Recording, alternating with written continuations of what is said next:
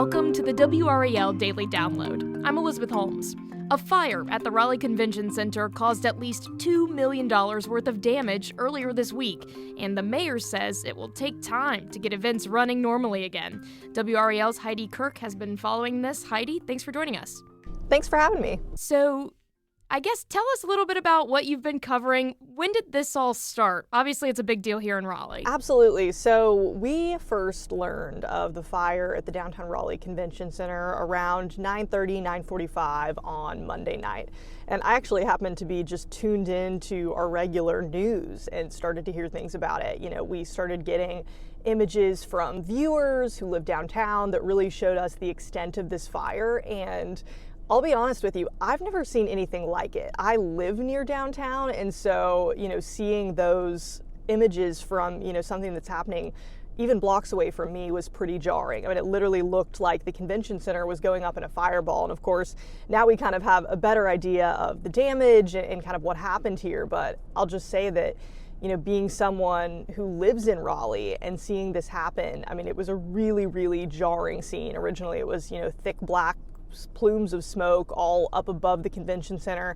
Then that smoke became a little bit whiter, but overall just a really shocking thing to see so close to home. Yeah, absolutely. And the fact that there's so much that goes on at the convention center all throughout the year. Obviously, we're in a busy holiday season, but it seems like there's always something going on there.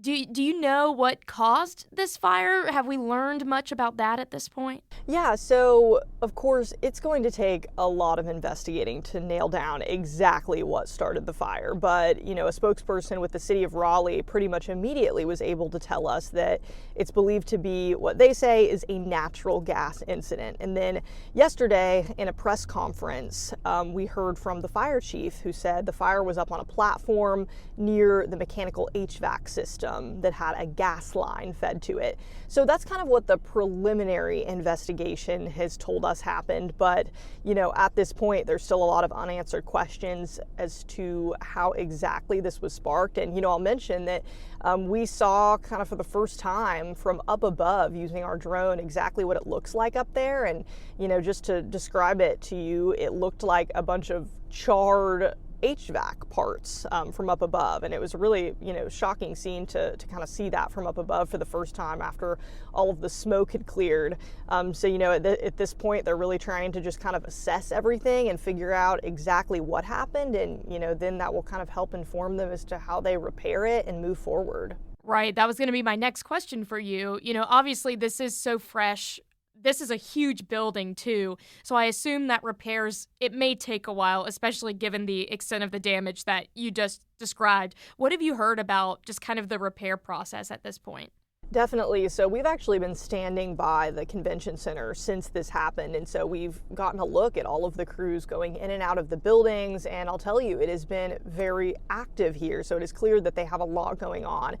So in the latest update from a city spokesperson, they said the roofer team is working on the roof to try to create a temporary covering to seal the venue before some of the winter weather that is ahead for us. So that is kind of their first step, is really just securing it, making sure that, there's no area where they can get rain or any sort of winter weather that comes in, down into the building. They say they're also working to turn the boiler back on. That's kind of the next step. But, as far as repairs go, I think they're mostly still in the assessment phase, really trying to figure out the extent of the damage, what type of repairs are needed. And of course, again, as I mentioned, just trying to figure out exactly what went wrong there.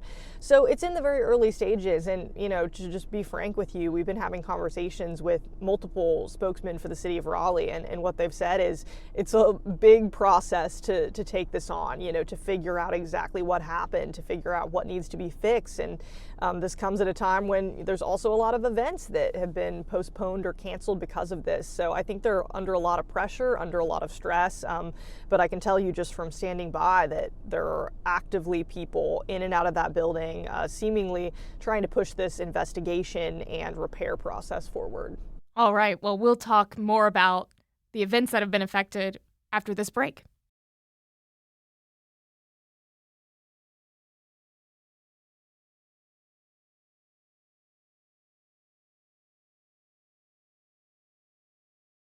So, Heidi, we've been talking about obviously a lot going on at the convention center all the time.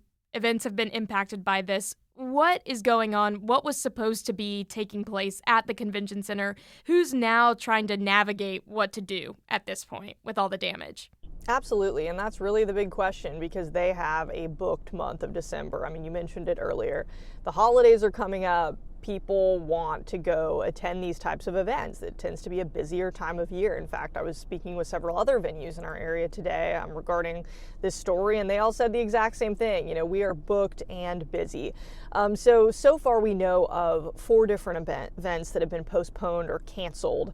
And the event center has said, or not the event center, the convention center rather, has said that they had to cancel everything in the month of December. But, you know, so far we've heard specifically from, 4 different event organizers that have said that they've had to make changes here. Just to name a couple of those, there were 2 different cheerleading competitions. There was a AI and cybersecurity symposium, a trade show, and we believe that there were even more than that. But at this point, if you go onto the convention center's website, you'll notice that literally the entire calendar has been cleared. So it's affecting more events than just that, and it leaves them all, as you mentioned, kind of scrambling, trying to figure out what to do, and it's still very fresh. Yeah, and I imagine that all of these other areas, these different performance venues or, big event spaces in the Triangle are probably, they probably have their hands tied at this point because they're also booked up as well. How do you switch on a dime being able to host a huge, cybersecurity forum or a cheer competition, right? Like, that seems incredibly hard to do at this point. It definitely is. And, I'll jump ahead a little bit, but we checked in with several different venues across our area. I mean, as far out as Asheville and Charlotte and, Rocky Mount, cities close by us to try to figure out, are any of these other venues stepping in? What are they doing to help? And, I found it interesting, first of all, that they all said, it's a very tight-knit community. We are in contact with officials at the Raleigh Convention Center trying to figure out how we can help. And, it's kind of a case-by-case basis in some ways. I mean, some venues just say, we're there to support them, but we're just booked up. So, if we do get contacted by any of these other event organizers, we're not in a space where we can take those on, at least through the next couple of months. But, we did hear from the Rocky Mount Event Center, which, they were very candid with us and said we're already in talks with some of those event organizers who've had to postpone or cancel, and they're considering taking some of those on, if their timelines allow. But again, a tight-knit community, and they've all said, we want the Raleigh Convention Center to be able to keep those events. We feel that it's a great venue, it's a great thing, but, we would hate if these events left the state. And so, they want to make sure they can provide a backup option and still keep that revenue in North Carolina. And so, everyone's kind of pulling together, trying to figure out exactly what to do. And, at this point, I think it's too soon to say exactly what will happen, but just to hear that, these other venues, general managers there are already working with some of these event organizers to make something happen. I think it speaks volumes about our community and really how they're trying to move forward. Yeah, absolutely. And I'm sure people who listen to this podcast may wonder, are people going to be able to be refunded for anything that they've paid for at the convention center? Have you found out anything about that? Yeah, so we had another reporter working on this angle. His name's Flynn Snyder, of course, and he was dropping in some information, so I'm going to relay what he has said. But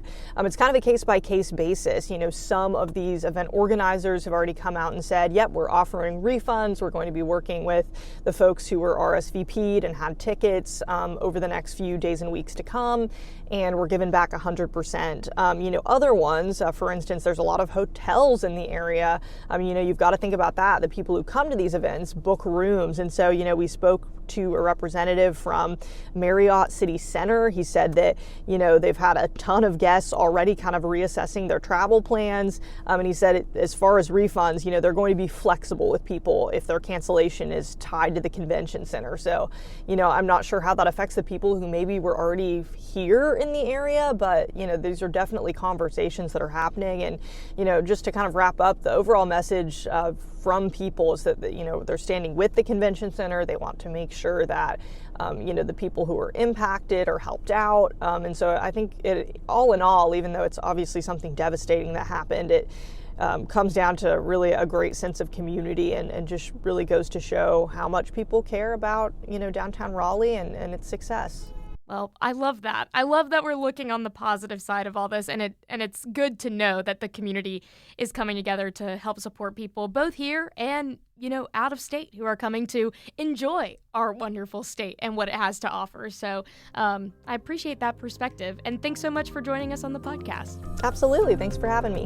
And thank you for listening. If you've listened to this podcast on WRAL.com, remember you can listen anywhere you get your podcasts. That includes Spotify and on Apple Podcasts. Be sure to follow the show so you don't miss an episode.